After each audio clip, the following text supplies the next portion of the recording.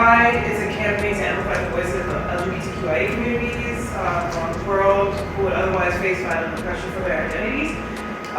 So the story you're reading today is one of the anonymized stories from the open call in our networks across borders. What does LGBTQIA plus pride mean to you? Pride is about celebrating differences, affirming identities, and promoting equality and acceptance. What does liberation look like to you? Share your descriptive vision. Liberation is a world where everyone can live authentically without fear of discrimination or violence, where love and respect belong to everyone. Liberation is a place where you can come together and speak the same language without discrimination or stigma. It's a liberation of safety and maintaining even more freedom and solidarity. Liberation is where peace and tranquility of the soul reside. What advice would you give to young LGBTQIA plus people who are afraid to come out?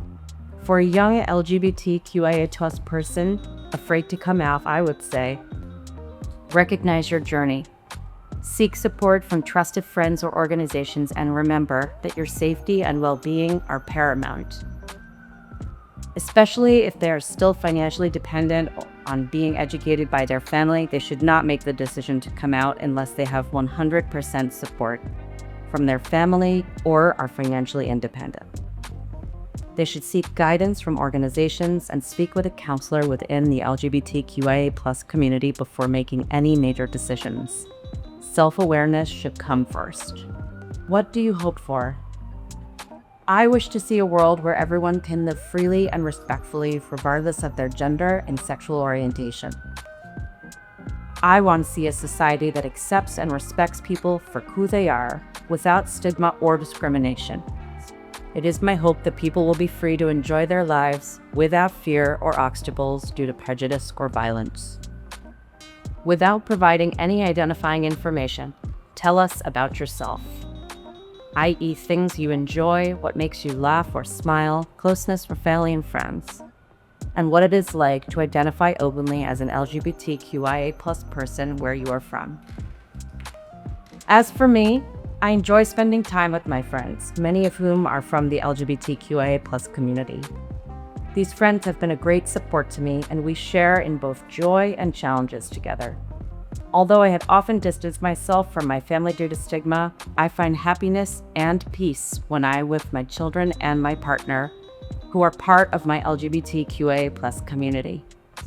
Listening to music and learning new things brings me joy and encourages me in my life journey.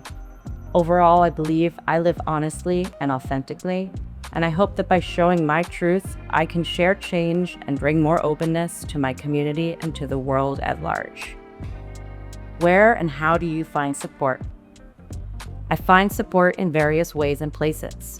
As a counselor and advocacy officer in an NGO, I utilize my skills to assist individuals with the LGBTQIA plus community. Firstly, I work with friends within the community who can understand my challenges and provide mental and emotional support. Additionally, I use social media networks and online groups to connect with others who share similar experiences to offer advice and assistance.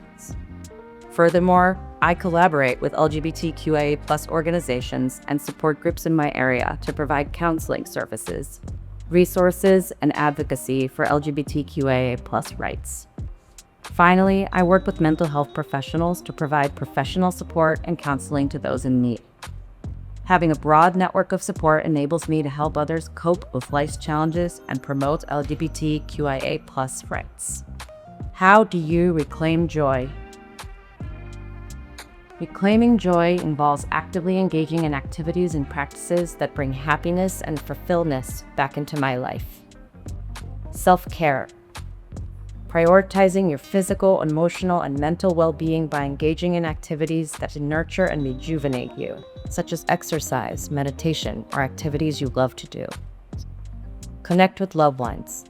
Spend quality time with friends, family, or chosen family who uplift and support you. Surrounding yourself with positive relationships can enhance your sense of belonging and joy. Practice gratitude. Cultivate an attitude of gratitude by focusing on the positive aspects of your life, and expressing appreciation for the things you have.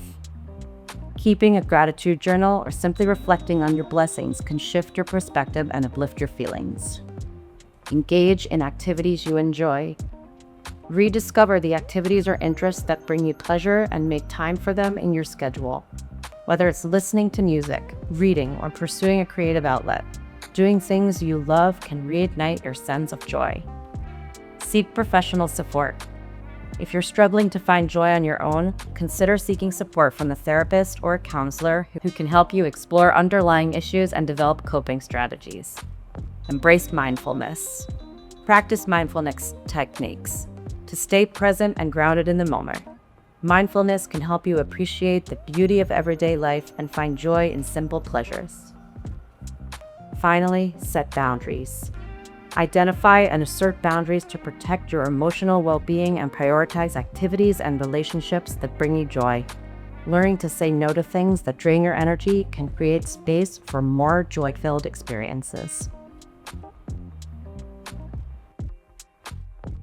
How do you feel after reading that statement? How do I feel after reading that statement? I feel glad to be in a position to be a voice for somebody who can't openly speak their truth, right? Or publicly do it, I guess is maybe a better way to frame that. I'm glad that I can use my own place in the world to be able to raise that voice and, put a spotlight on that experience. What stood out most for you? I think what stood out most for me is how positive the person writing those responses is about their life, right? How proactive they are about the ways that life can be full of joy, the ways that community can support each other. I think I was struck especially by the fact that their responses were positive and forward-looking and not necessarily rooted in, negative experiences. Well, were you able to make any connections with this person or the story or their experiences? I mean, I think that the struggle that this person was describing and the strategies that they were describing in their context are ones that we see in a lot of different places, and also the strategies in particular are very applicable across contexts, right? I think whoever this person is and I want the same things in the world and for this community, so. So quiet. Oh, like, I was about that. We're done.